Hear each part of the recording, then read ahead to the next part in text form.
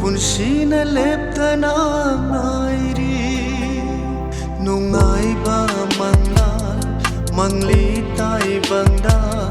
ngairi manglana mangpong na rakpa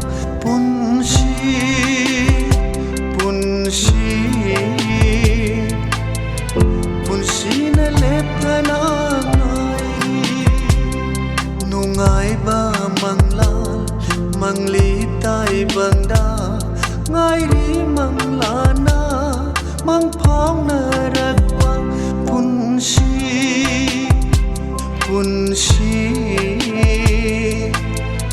punsina leptana ngairi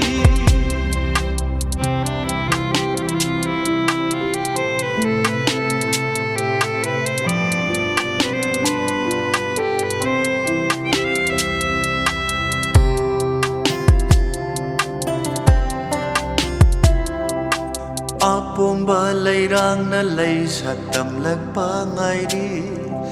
Asat pa leirang na lay mancalag pa ngairi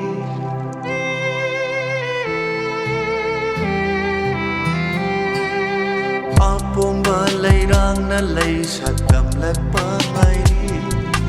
Asat pa leirang na lay mancalag pa ngairi Manchalaga lay khok tagi kelaba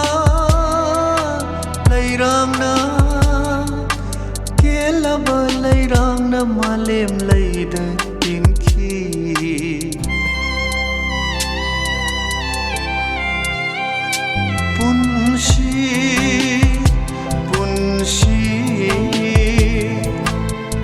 punsina leptana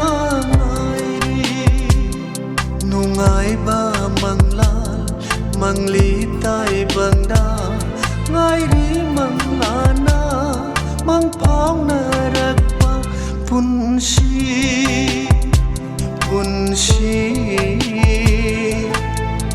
punsina leptana ngairi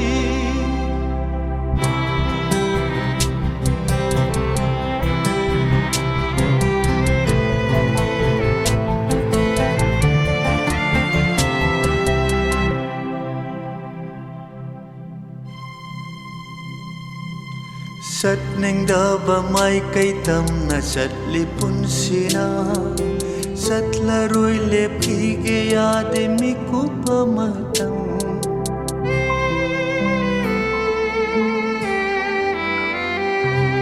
Sat neng daba mai kay tam na sat lipun sina Sat laroy lep kigaya de miku pamatang Nong madiyaw gani punsigi pantung pang nung siraba taibang panse nung siraba taibang panse thadu lani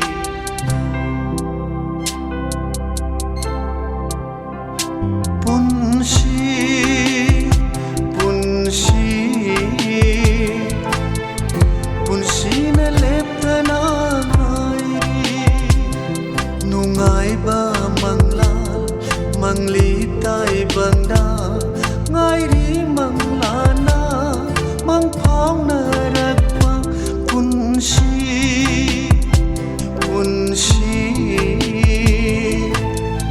punsina leptana ngairi punsina leptana ngairi punsina leptana ngairi